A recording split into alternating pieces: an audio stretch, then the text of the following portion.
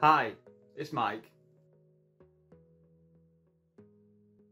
On this video I'm going to show you how to insert a drop down column so you can select specific items in each of these squares. So first you need to type out what you'd like to be in the drop down list, then click on the first square, first column where you'd like the drop down to be, click on data and then click on data validation.